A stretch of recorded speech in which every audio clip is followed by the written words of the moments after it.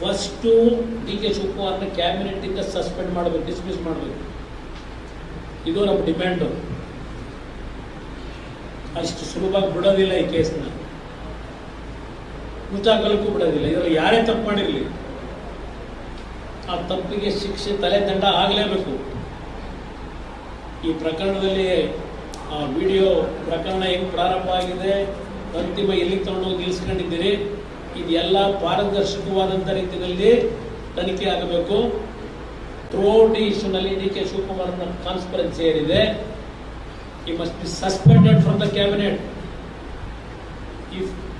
If this chief minister have any at least moral ground is there, morally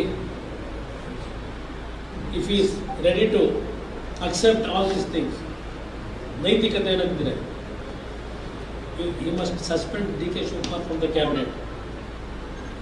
SIT ಆಫೀಸರ್ಗಳು ಈ ಕ್ಷಣದವರೆಗೂ ನಾವು ನೋಡಿದ್ರೆ D K ಶಿವಕುಮಾರ್ನ ಸಿದ್ದರಾಮಯ್ಯನವರ ಏಜೆಂಟ್ಗಳಾಗಿ ಕೆಲಸ ಮಾಡ್ತಾ ಇದ್ದಾರೆ.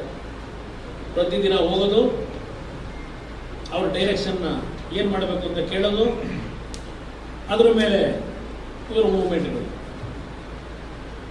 ನಿನ್ನೆ ಅವರೇನು ದೇವರಾಜೇಗೌಡರು ಒಂದು ಮಾತಾಡಿದಲ್ಲಿ ಯಾರೋ ಇಬ್ಬರು SP ಗಳನ್ನ ಹಾಕಿದಿರಲಿ, ಯಾತಕ್ಕೆ ದೇವರಾಜೇಗೌಡರು ಹೀಗೆ ಬರ್ಕೊಡು ಅಂತ ಕೇಳಿದ್ರು, ಒಂದು ಪ್ಯಾರ ತೆಗೆದಾಕು ಅಂತ ಯಾಕೆ ಡಿಮ್ಯಾಂಡ್ ಮಾಡೋದು ಹೇಳಿದ್ದಾರಲ್ಲ ನಿನ್ನೆ ಅವರು.